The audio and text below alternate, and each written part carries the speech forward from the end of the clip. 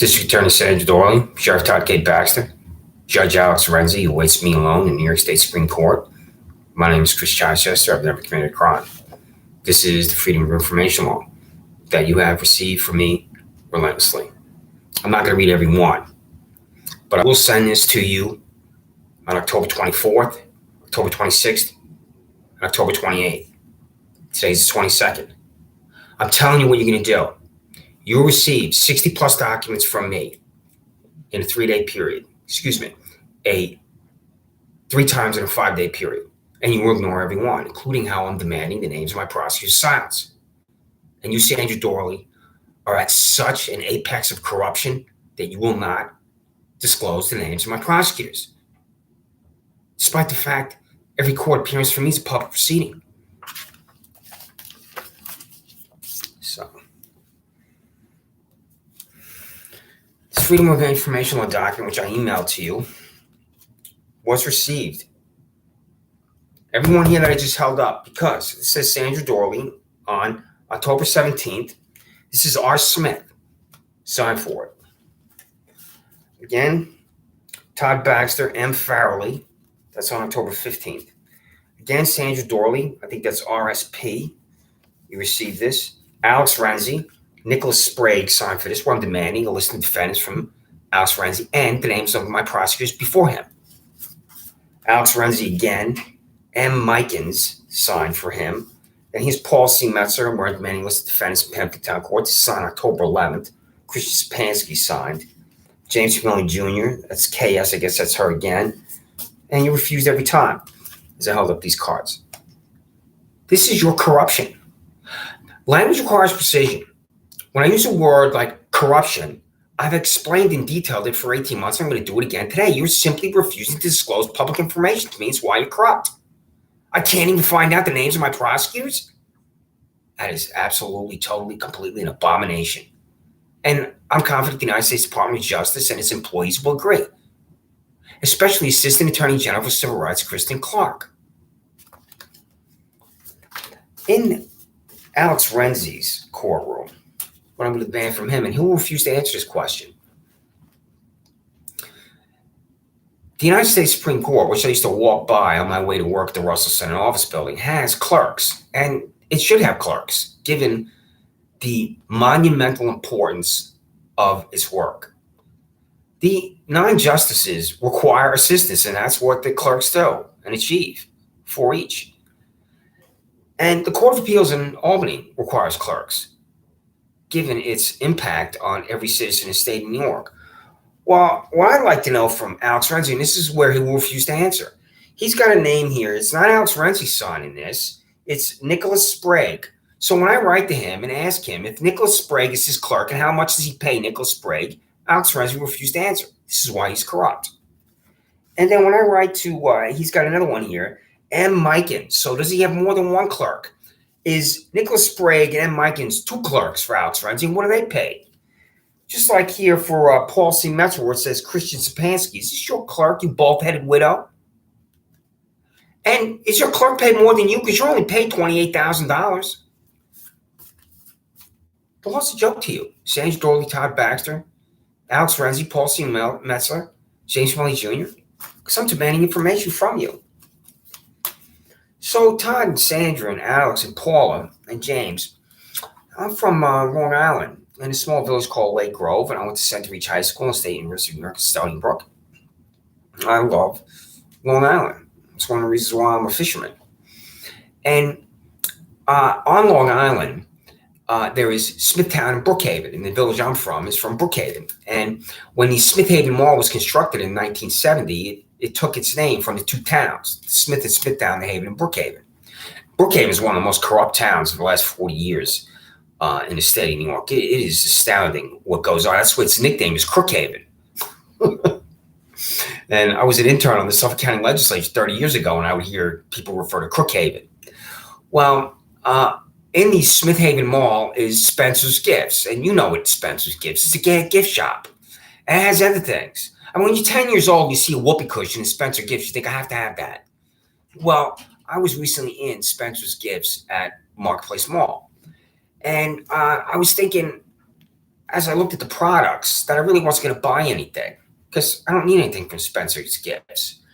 And Todd and Sandra, as I was walking in there, I was thinking about my friends from high school, how we used to go into this store called Spencer's Gifts. And now that I have money, I bought a wallet. And I'm going to show you my new wallet here, Todd and Sandra, that I bought at Spencer's Gifts. And, I really love this wallet. And I'm going to show you how I have money now. And I thought this is the perfect wallet here to communicate with Sheriff Todd Baxter, District Attorney Sandra Doorley, Judge Alex Renzi, Paul C. Metzer, and James Melly Jr. in Penfield Town Court, because I love this wallet here that I bought at Spencer's Gifts. And, I got money now here, and I'm going to show you this money, not for narcissism or because I just want to engage in any ridiculous behavior. Because, see this money? This is $600. I'm going to spend every single dollar communicating with you. Every single dollar here in this $600 will be spent using registered mail return receipt. That's why these are blank. You receive these on 24th, 26th, and 28th. And it'll cost me $150, I think, depending on how many copies I make. But it's a significant amount of money to mail this on these 3 days, given the number of individuals I'm going to mail, including the United States. This time it will be the United States Department of Justice. And when I contact you, I'm also going to send the documentation to the United States Attorney for Western District, Trini Ross.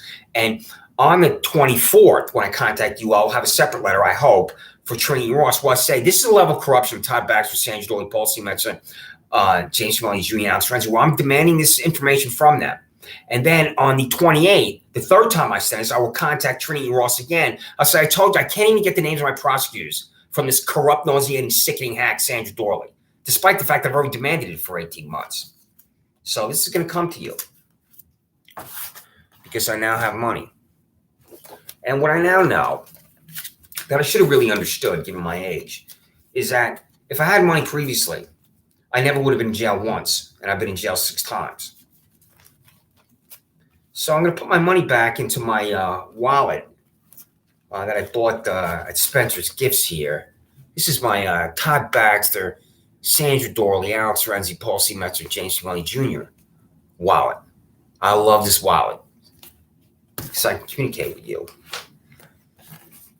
I held up in a previous YouTube application for my birth certificate because I no longer have my birth certificate from when I was born on July 4, 1965, Booth Memorial Hospital in Queens.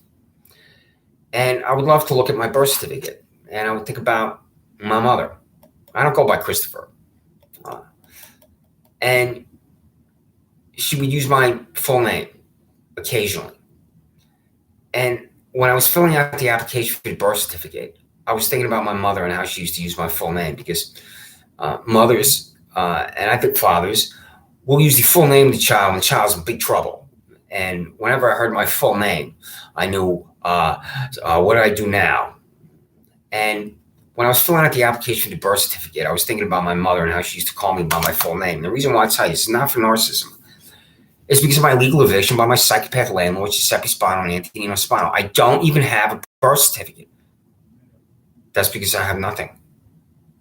My psychopath landlords, Giuseppe Spano and Antonino Spano, simply locked me out of my residence. I lived there for 7+ years. And I don't know I'm locked out. And they did this without a court order. And when I write the criminal complaint about these nauseating, disgusting human beings I hope burn in hell, you will not arrest them. You know why? Because you do not know what constitutes a criminal act. Todd Baxter and Sandra Doorley. And I've explained this repeatedly. Language requires precision, Todd Baxter. And when I say you do not know what constitutes a criminal act, I hope to find this quickly on my phone. Because I've showed this to you previously. This is the parking lot next to where I used to live. Pay attention, you party switching stooge from hell, Todd Baxter. I'm walking through the parking lot one day, just like my neighbors are right there. My neighbor's arrested, the accusatory instrument for me, the warrant for my arrest is walk through the parking lot. When I say you don't know what constitutes a crime, you employ $67,000 Shannon Meyer, you not fire. I walk outside one day. Steve Desmond of Brock Tree and Lawn Care rides his tractor alongside this lane here because Shannon Meyer told him to. I walk outside. I stand right here on Sanders Farm Drive next to where I used to live. I say nobody owns that land and walk back to my residence. Todd K. Baxter, that is not a crime. You will have to say it's a crime. You still employ $67,000 Shannon Meyer, right? Did you call her to her office like I told you and ask her how this is a crime? I'm in handcuffs because I told Steve Devson and Brock Olatree and Lundgren nobody owns that land next to my residence. For the first time in my life, I'm in handcuffs when I'm 52 years old, standing there outside. And my neighbor Adam watched this happen to me, and he subsequently said to me, I can't believe the way they showed up. Or words to that effect. He said, I can't believe it, and I don't remember what he said after that. Because 6 of you were at my residence. Todd K. Baxter, it's not a crime for me to walk outside, stand right here, say nobody owns that land, and walk back to my residence. That's not a crime. You disgusting, sickening, nauseating criminal from hell, Todd Baxter. Ask Shannon Meyer how it is a crime. Ask your other 5 psychopaths while they're at my residence how that's a crime. So I'm not going to dwell on this because this one really takes too much out of me. You come into my residence to seize my dog, my little guy. It's a Shih Tzu. I adopted him from Lollipop Farm Humane Society with my ex-girlfriend, Laura Riley. One of the questions in the background interview is, have you ever been arrested? The answer from Laura and I is no. I would like to go back to the Saints at Lollipop to adopt another dog because I'm getting everything together with my life now that I have money. And I am in absolute consuming fear that when I'm asked this question again, have you ever been arrested? I will have to tell the truth and I'll have to answer yes.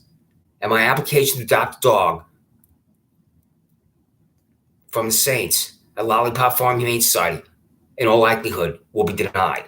Because of you, Todd Baxter, you, Sandra Doorley, and you, Alex Renzi, in New York State Supreme Court awaits for me alone. Should never happen to anybody in the United States of America. I slept outside for 3 weeks when I was locked out. And this is called totes. I have this now because in the libraries I go to, I'll go to the Phyllis Wheatley Library, to the Rochester Library, down here to Brighton. I will go up to Monroe Branch Library where there was a stabbing. And it will rain periodically, so I have to have this totes with me. Well, what I did have when I was locked out of my residence, when I was sleeping in Harris Wellman Park on a bench next to a baseball field, it would rain on me. I did not have a totes. That's why I'm showing this. Since I have money, I could buy things to have a normal life. The rain would come down on me when I was sleeping on this bench next to a baseball field in Harris Wellman Park, and I have to walk over to Target and sleep underneath the trucks. And sometimes they'd get there at 2, 3 o'clock in the morning and start to unload the trucks. And then I have to leave Target, and then I have to go back to Westgate Shopping Center, and it's an abandoned strip mall, and I'd sleep under there because then it wouldn't rain on me. This should never happen to anybody, what's happened to me. And I will detail everything that's happened to me in the criminal complaint when I demand that Antonino Spano, Giuseppe Spano, be arrested for locking me out of my residence where I lived for 8 years without a court order, because a court order is required.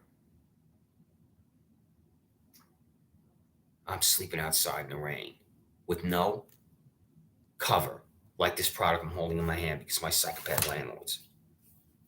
And when this Brock Olatree and lawn care racket gets to my residence, because Shannon Meyer told him, you know what the guy's wearing on his head? He's wearing these. The guy who cuts the grass at 7 o'clock in the morning next to where I live wears this on his head because the tractor's so loud. It's not a crime to tell a man on his tractor nobody owns the land next to my residence. When I say that, Timothy Murphy is the director of the Monroe County Office of Real Property Tax Service. I called him. He cannot verify there's any land ownership. And the land ownership he needs to verify is for Layla Kumar and Neeraj Shah. 50-year-old man who lives with his 70-year-old mother. This Paul C. Metzer is writing order of protection for me to avoid these two. Paul C. Metzer, let me back here about what happened to me at the YMCA in Penton. I've said this before, but I'm going to go into more detail about what this Layla Kumar Shah did to me at the YMCA because of your order of protection when I've never met Layla Kumar and Neeraj Shah, 50-year-old man who lives with his 70-year-old mother.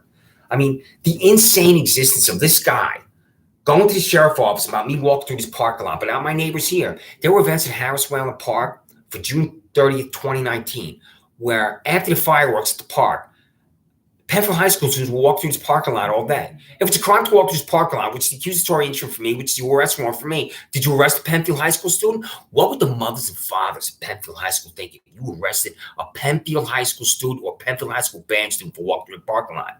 Where's my 14th Amendment right to equal protection law? This is why you should fire Shannon Meyer, and this is why you won't. And why you won't is because you're corrupt, Todd Baxter.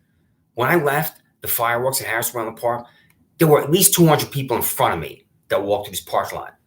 If it's a crime to walk this parking lot, every single one should have been arrested. No one was arrested. Where's my 14th Amendment right to protection and laws? It's been obliterated by you, Todd Baxter, Sandra Doorley. My 50th birthday, July 4th, 2015. I got 2 speeding tickets in Albany, Washington, D.C. that was dismissed. What do you think that says about my life? You wouldn't know a goddamn thing about Albany, Washington, D.C., Todd Baxter, Sandra Doorley, and Alex Renzi, because you spent your entire miserable lives in Monroe County. What the hell do you know about life? You lived in Monroe County your whole life. So, since I now have money, I have a bank account. And that's Canandaigua National Bank. Which, this is what I'm showing you, is because when I start to use these cards upon you, it's a stinking amount of money that I'm spending, where I'm demanding public information from you. So I'm going to fill this out, these checks right here, using these cards and the foil upon you, and you're going to refuse every time to disclose information from me. It's the card of Mark Phillips. I should never know his name. Thank you, Mark, for your representation of me. I know he doesn't agree with everything I do or say, but he has defended me with honor and character. Mark Phillips of the Public Defender's Office. So is Regina Harper. I hold up these cards because I should never know these names. Because I'm an innocent man. And innocence is relevant to you. Irrelevant to you. Pardon me. Amanda West Bay Rood, the United States Department of Veterans Affairs, who's helping me. Robert J. Valente, the United States Department of Veterans Affairs, who's helping me. He helped arrange for me to receive this iPhone. He's helped me with other things. Felix Ortiz, the case manager at the Salvation Army of Greater Rochester. Just like the other individuals I've just cited, this is a man of the highest character, morality, decency, and ethics. Felix Ortiz, who is the senior case manager of the Salvation Army of Greater Rochester. He runs the whole place. I should never know his name. And today, as I sit here at the Bryant Memorial Library, I am grateful I know his name. Because I would be out in the street if it wasn't for Felix and everybody else there. That's the Salvation Army. And I had to go get what's called a HUD-VASH voucher. And again, this is another name I should never know, another card I should never have. Dorothy Gallardo, which is the Rochester Housing Authority at 675 West Main Street. I should have never been inside 675 West Main Street for the Rochester Housing Authority. And the reason why I was forced to go in there with a HUD-VASH voucher and meet her and talk to her about what I need to do to lead a new life, an independent life, a free life, is because of my psychopath landlord, Giuseppe Spano, Antonino Spano. They just locked the doors and locked me out. When they locked the doors and locked me out, all my books are gone, all my clothes are gone, everything's are gone.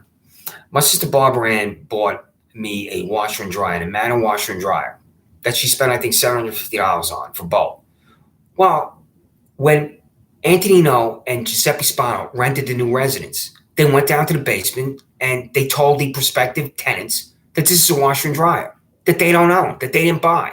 This is the lunatic fringe. This is fanaticism of these two. And I didn't get my security deposit back. This is also what they did. I don't want to descend into things that may sound ridiculous, but this is the ridiculous existence of Giuseppe Spano and Antonino Spano. Since I lived there for 8 years, and I would occasionally give my dog a bath in the tub. The tub started to have a discoloration. And I was trying to clean the tub. This is why I didn't get my security deposit back, which is about $1,000, which is $1,000, which is the price of the rent, which is 1 month's rent. So the tub suddenly started turning brown. I don't know why. Perhaps my dog, perhaps it's just the length of time I've been there. And I'm buying cleaning products. I'm trying to clean the tub, make the tub look white, which it's supposed to look like. Over and over, I'm going to Wegmans, going to Target, I'm buying cleaning products, and I cannot make the tub look the way it's supposed to look. And I stopped giving my dog a bath in it. I cannot make the tub look the white color it needs to look, and it is getting brown. So this Antonino Spano, he's the father, comes over, and he would just show up whenever he wanted to. And this is the reason why I was making plans to leave, because he would just show up, and I was getting irritated at this father landlord just coming over whenever he wanted, without even calling me or emailing me. So one day he comes over. I said, we need to go upstairs. I need to show you the tub. I've been trying to clean the tub because it's got this discoloration to it. I point to it. We go upstairs. I say, I'm trying to clean them, do what I can. And he didn't really acknowledge anything that I had to say. I'm telling him I'm trying to clean this up. The reason why I didn't get my security deposit back is this Anthony Nospano, when I was evicted, where he just locked doors and locked me out without a court order, went upstairs, either him or his son, and took pictures of the tub that I showed them, and I told them I was trying to clean, and this is the reason why I didn't receive my security deposit back, because I received pictures of it. The tub I was trying to clean, the tub I showed him, he's sending me pictures of and saying, this is why you're not getting your security deposit back. This is a hatred and a sickness of the mind and the heart that I've never experienced before in my life. Not only from my landlords, but from you, Sheriff Baxter, you District Attorney Sandra, Doorley, and you, Judge Alex Renzi. So, how do the cops come to the home of an innocent citizen and demand assistance, dog? How's that explained to anyone? And I try to be careful with the language I use, because I'm not a type of person that is in a rage. I'm not. And when I think about you coming to my residence to man my dog, I have to control what I think about you, Todd Baxter. And because of you, I will hate the police for the rest of my life. Police I don't even know, no matter where I am. If I see an officer in a vehicle, I'll hate that police officer just because it's the police. And it's because of you, Todd Baxter. So,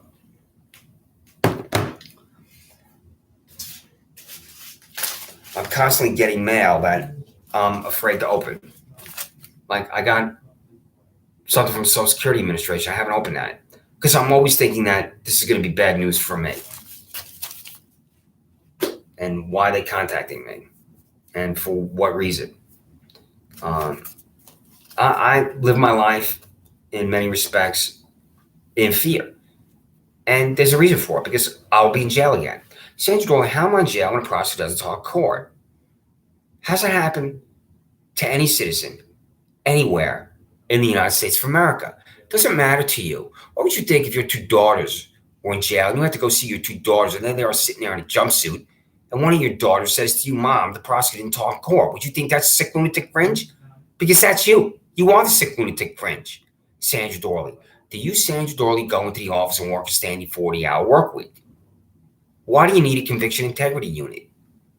What goes on at the district attorney's office as far as the interaction between the male employees and the female employees? And have you ever been told that there's sexual harassment at the district attorney's office? Do you send your employees away from 47 South Fifth Street to district attorney's office, out of Monroe County or out of New York State to conferences or other events where taxpayers are paying for it? What are the answers to these questions, District Attorney Sandra Doorley? And this specifically precisely is why you're corrupt. In Albany, there is the Capitol, and you take the escalator down to the concourse, which is about a mile long. And there are rooms for conferences. And since I worked in that building for 7+ years for majority-leading governor, I would see these conferences all the time. And I never understood, neither did my coworkers, what the heck these New Yorkers were doing, coming from all over the state to be at these conferences. All it is talk. Have you personally been to these conferences, Sandra Doorley? What about your employees? I will write specifically a new FOIL that I have not written. Out of all the FOILs, 750,000, I lost track of how many I wrote. I will write specifically a Freedom of Information law for any type of travel to what's called a conference or anything that qualifies as a conference by you, Sandra Doorley, or your employees. I will also write a FOIL, Todd Baxter, for the cost of your trip to Watkins Glen, which I've already ridiculed on a previous YouTube. What are you doing in Watkins Glen in a race car? This specifically precisely is why you're corrupt. Is that on your own time, or is that on the time of the sheriff's office? Because you can do things on your own time, post something on a Facebook page or a Facebook page, and that's just you, Todd Baxter, private citizen. I don't believe that's the case. I think that's you, Todd Baxter, sheriff of Monroe County, sitting in a race car at Watkins Glen, and you're on the time of the sheriff's office. The taxpayers are paying for you to be in a race car. And how many of your Monroe County sheriff's office groupies, Kool-Aid drinkers, did you take to this thing? Todd Baxter, what are you doing in Watkins Glen sitting in a race car when there is real crime and violence descending on Rochester, New York and Monroe County? How do you answer these questions? This way there's no accountability for you whatsoever. You do whatever the hell you want to do. An Animal House, that's Monroe County Sheriff's Office. Watkins Glen? It's just really sickening, nauseating, the level of corruption that infects you, Todd K. Baxter, and you are in total delusion and denial that that's exactly what you are in this life. So,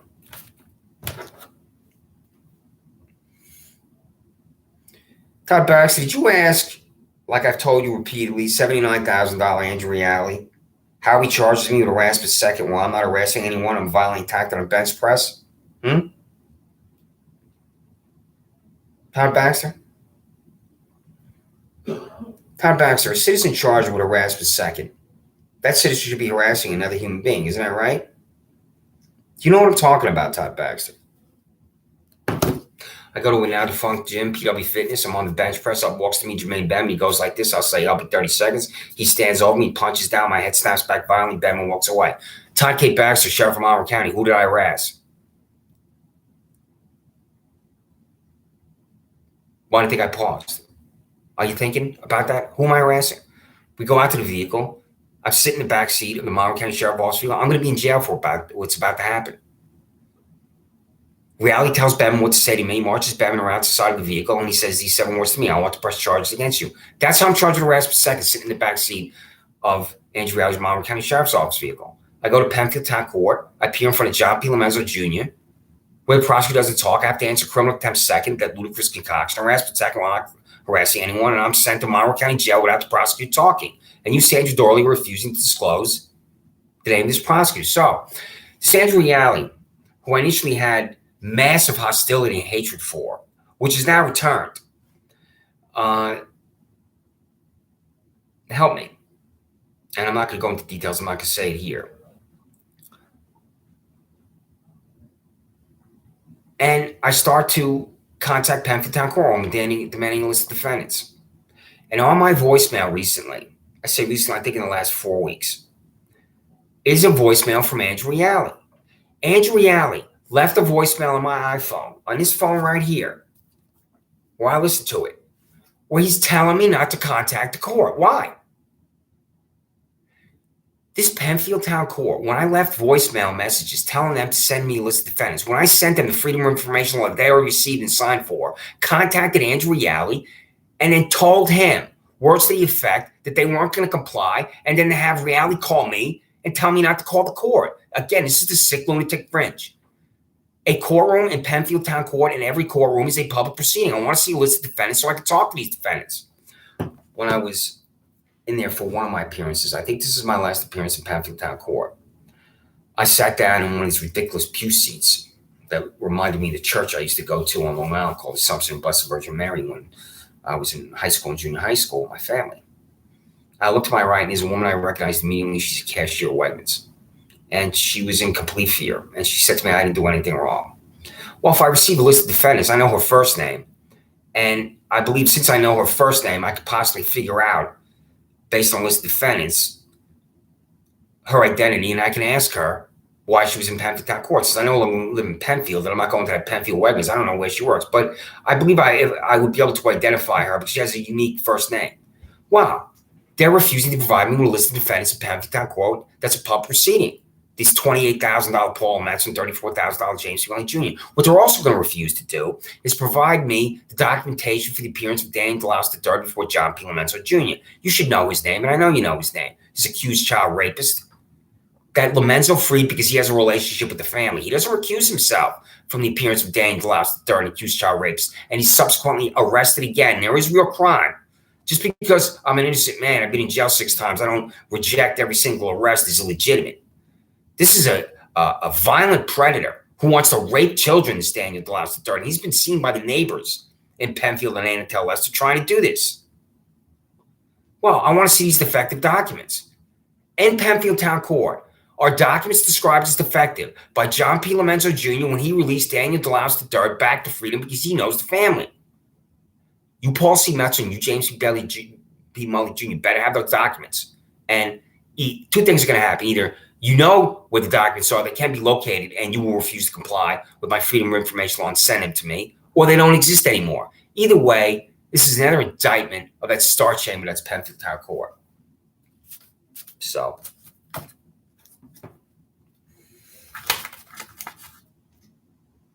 Todd Baxter, Sandra Doorley, have you ever heard the phrase "liberty is the soul's right to breathe"?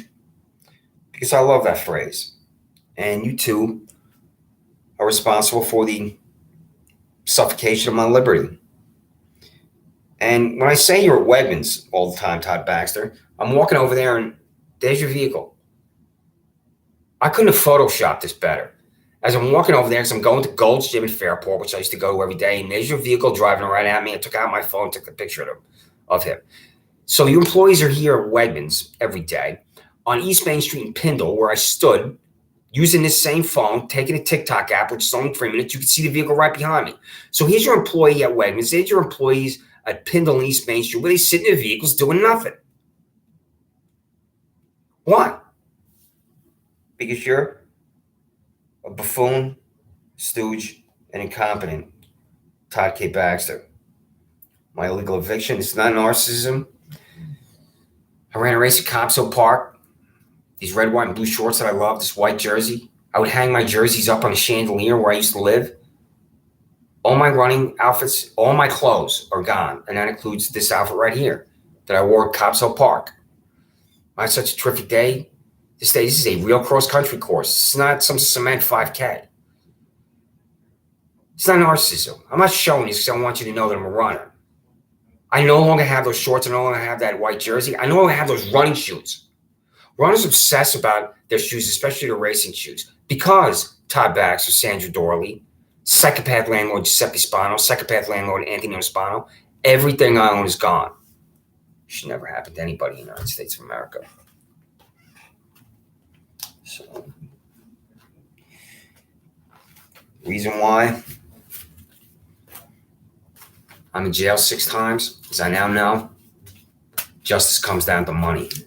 I now have money, which I'm going to use the Freedom of Information Law. If I had money, if I had this amount of money, I could hire a private defense attorney. I'm not saying that the public defender's office cannot defend me with honor and decency and integrity, which has happened for me with Mark Phillips and Regina Harper. I've defended with honor and decency and integrity. But oftentimes, a citizen is delivered to jail as an innocent citizen because they don't have adequate representation. And what I'm going to demand from you, Sandra Doorley and Todd Baxter, is the state of your offices in relationship to the public defenders or private defense attorneys that are forced to be in the courts that you force defendants into. And I haven't figured out yet and haven't decided yet the language I'm going to write about your offices, such as plea bargains, Sandra Doorley. Because when Jermaine Behrman snapped my head back, your employee, Assistant District Attorney Jessica Wagner, negotiated a plea bargain deal with the private attorney for Jermaine Behrman to allow him to go free. Pay attention, you nauseating, sickening, party-switching diva. Jermaine Behrman snaps my head back violently. I'm sitting in the back seat of Andrew Alley's police vehicle. I go to jail, Monroe County Jail, because of harassment. Well, I'm not harassing anyone. I'm attacked. Jermaine Behrman is a free man because of your ex-employee Jessica Wagner negotiating a plea deal or deal for Jermaine Behrman with his private attorney. That's not the public defender's office for Jermaine Behrman. So Sandra Doorley, as far as the Freedom of Information Law I write and the 1,000 words that's going to accompany it, I demand to know the status of all your deals. Every single time your prosecutor negotiates a deal with a private attorney, such as the private attorney for Jermaine Behrman who violently attacked me, what happens with that defendant as far as a jail sentence or any sentence? There was a time where I had to call Jamie Belliard of Pretrial Services Corporation every Monday. And if I didn't call her, I could possibly be returned to jail because I wasn't calling Jamie Belliard at Pretrial Services Corporation. How is it called Pretrial Services Corporation, Sandra Doorley and Todd Baxter, when I haven't had a trial? And why do I have to check in with Jamie Belliard at Pretrial Services Corporation? I think I know why, but I don't have absolute certainty as to why I have to call her. Do you know why, Todd and Sandra? Why I have to call Jamie Belliard at Pretrial Services Corporation? Because I don't anymore. But as I look for a card, because that's what I'm doing, this is my question to you, Todd Baxter and Sandra Doorley. Are you aware that at one point where I did not make a phone call to her and she called me, I was subjecting myself to being returned to jail because I wasn't making a phone call to Jamie Belliard at Pretrial Services Corporation? A lack of making a phone call or making a phone call on time every Monday, I think it was, or every Tuesday, could return me to jail. Pretrial Services Corporation is called where I don't have a trial scheduled. The 1984 of what you two represent, which is Pretrial Services Corporation. One time, I walked over there to see her instead of just making the phone call, which I subsequently said to Alex Renzi, because he was trying to nail me to the wall with Pretrial Services Corporation, where I said to him, you could call over there and find out if I walked in the door to see her. And he was his usual idiot self sitting up there. He's just forcing me in there. Well, I'm at my present residence, which shouldn't be my present residence for much longer. I'm not going to dwell on this. And I get this notice in the mail to appear in his courtroom. I show up, and he just remands me to Monroe County Jail for a 7:30 mental health evaluation, where I'm subsequently competent. I'm going to go into more detail about that. I was at Monroe County Jail, I think it was for 2 weeks, because Alex Renzi ordered me into his courtroom for 7:30. And when I'm at Monroe County Jail, because of him forcing me in there for 7:30, where I'm already competent, I saw a violent attack where I'm in this part of the jail and a man is walking in front of me as I ate, and another man ran at him, attacked him. They fell down on the floor. They started to fight. This is a real fight. And it was broken up. And what I'm demanding from you, and I'll be specific about this language, so I cite this. How many violent acts and crimes are committed by inmates upon inmates of Monroe County Jail, Todd Baxter? How many violent crimes are committed by Monroe County Jail employees on inmates? Because that happened to me. I was attacked by one of your Monroe County Jail employees, which I've stated repeatedly on YouTube. Todd Baxter, what's the present state of violence at Monroe County Jail? And that's general. How many inmate on inmate attacks, violent assaults take place? How many employee on inmate attacks, violent assaults take place, Todd Baxter? And you refuse to answer, and you'll exist again in that stone cold corruption of silence. So, what's my name? Todd Baxter, Sandra Doorley. When I was filling out the application for the birth certificate, since I no longer have it, I had to write my name on it. My name is Christopher Chichester without a middle name. I was looking at this application. I had to keep it together, thinking about my mother. My mother used to always call me Christopher. When she wanted to really communicate a point. And I should never have an application for a birth certificate in my hand. You will not arrest Giuseppe Spano and Antonino Spano for forcing me to get a copy of my birth certificate from Booth Memorial Hospital in Queens on July 4, 1965. And why? You have things in your homes, Todd Baxter, Sandra Doorley, I'll guess, from 30, 40, even 50 years ago. I don't have a home. I have nothing. Because of an illegal eviction by my psychopath landlord, Giuseppe Spano and Antonino Spano. I've been in jail 6 times without a prosecutor talking in court because of you, Sandra Doorley. I've been violently attacked at Wegmans and Penfield Public Library because of you, Todd Baxter, and silence and violence is raining down upon me. I'm told I'm finished and done with Psychopaths Incorporated that are you, Sandra Doorley, you, Todd Baxter, and you, Alex Renzi. Is that true? My name is Christopher Chichester. I'm an innocent man.